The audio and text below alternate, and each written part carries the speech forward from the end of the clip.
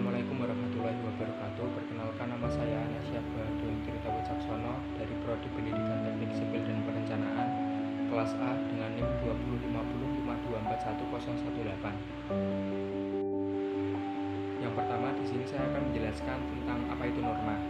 Norma adalah petunjuk hidup yang berisi perintah maupun larangan yang ditetapkan berdasarkan kesepakatan bersama dan bermaksud untuk mengatur setiap perilaku manusia di dalam masyarakat guna mencapai ketertiban dan kedamaian.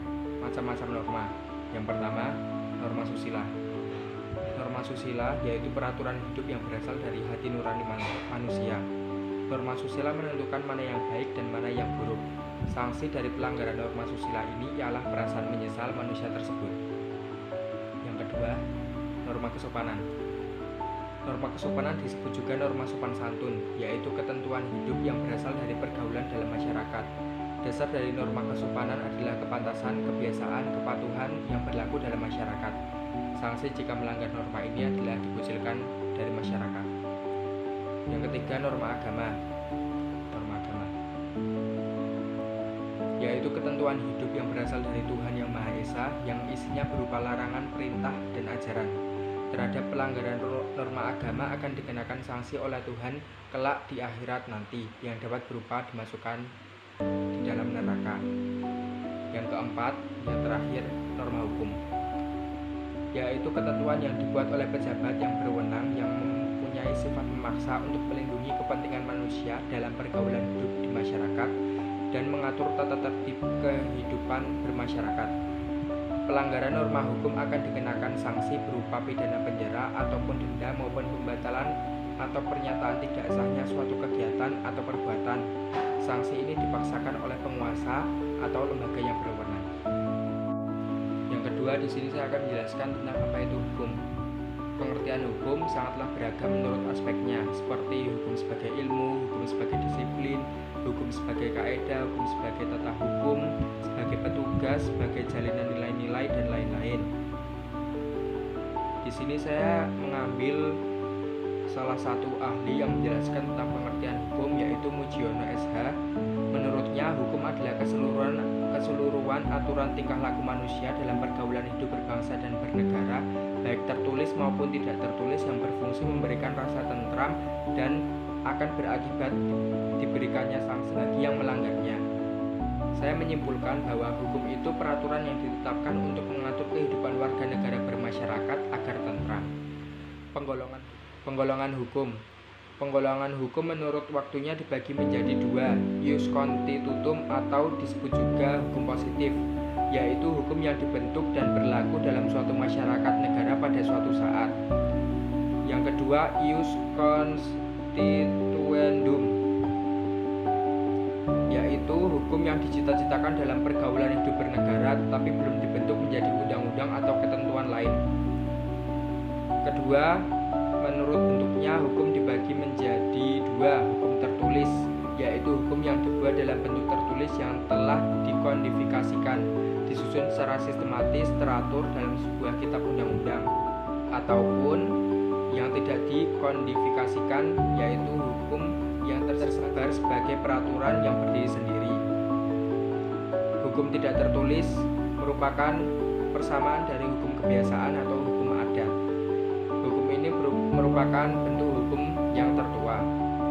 Yang ketiga, menurut luas berlakunya hukum dibagi menjadi dua, hukum umum, yaitu aturan hukum yang berlaku pada umumnya, contoh aturan mengenai sewa menyewa, hukum pidana, hukum umum yang sering dinamakan ius general.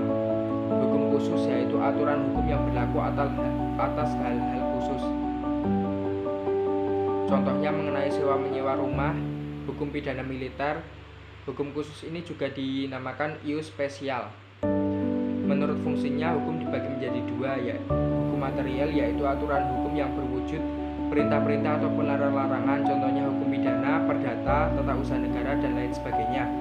Hukum formal yaitu hukum yang mengatur bagaimana cara melaksanakan hukum material, contohnya hukum acara pidana, hukum acara perdata, hukum acara tata usaha negara. Menurut sumbernya, hukum dibagi menjadi 5, undang-undang, jurisprudensi, traktat, kebiasaan, dan pendapat para sarjana terkemuka atau doktrin. Yang ketiga, di sini saya akan menjelaskan tentang peran lembaga peradilan di Indonesia. A. Untuk yang pertama, kewenangan Mahkamah Agung. Mahkamah Agung mempunyai kewenangan mengadili pada tingkat kasasi terhadap putusan yang diberikan pada tingkat terakhir oleh pengadilan yang berada di bawah Mahkamah Agung, menguji peraturan perundang-undangan di bawah undang-undang terhadap undang-undang, kewenangan lainnya yang diberikan undang-undang. Lembaga yang kedua yaitu Mahkamah Konstitusi. Kewenangan Mahkamah Konstitusi ialah menguji undang-undang terhadap Undang-Undang Dasar Negara Republik Indonesia tahun 1945, memutuskan sengketa kewenangan lembaga negara yang kewenangannya diberikan oleh Undang-Undang Dasar Negara Republik Indonesia tahun 1945, memutus pembubaran partai politik, dan memutus perselisihan tentang hasil pemilihan umum. Yang keempat atau yang terakhir, saya akan membahas tentang sikap yang sesuai dengan ketentuan hukum yang berlaku. Yang pertama, bagaimana sikap kita terhadap tersangka, terdakwa, dan saksi. Seorang yang karena perbuatannya atau keadaannya berdasarkan di permulaan patut diduga sebagai pelaku dan tindak pidana terhadap tersangka harus tetap diberlakukan asas praduga tak bersalah. Yang kedua, bersikap menghormati asas praduga tak bersalah. Bagi seseorang sejak disangka melakukan tindak pidana tertentu sampai mendapat putusan yang mempunyai kekuatan hukum pasti dari hakim pengadilan, maka masih memiliki hak-hak individunya sebagai warga negara. Yang ketiga, menghormati hak tersangka dalam proses penyidikan dan pemeriksaan. Tersangka berhak segera mendapat pemeriksaan oleh penyidik dan selanjutnya diajukan kepada penuntut hukum serta segera diajukan ke pengadilan oleh penuntut hukum. Yang keempat, memberikan bantuan hukum pada tersangka atau terdakwa. Terdakwa dalam setiap persidangan boleh dibantu pembela untuk mempertahankan dirinya. Yang kelima, menghormati profesi dan hak-hak penasihat hukum.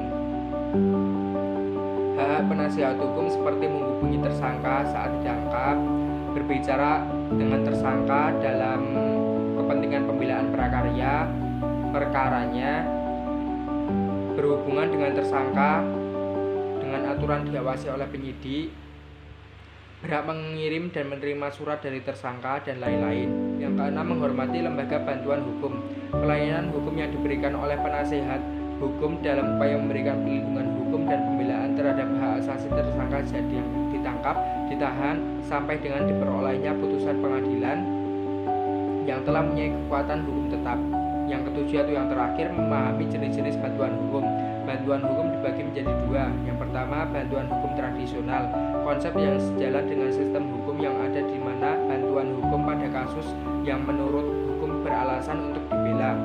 Yang kedua, bantuan hukum konstitusional adalah bantuan hukum untuk rakyat miskin yang dilakukan dalam kerangka usaha dan tujuan menyadarkan hak masyarakat miskin sebagai sumber subjek hukum, penegakan dan pengembangan nilai-nilai hak asasi manusia sebagai sendi utama bagi tegaknya upaya hukum. Sekian yang dapat saya sampaikan, kurang lebihnya mohon maaf. Wabillahi taufiq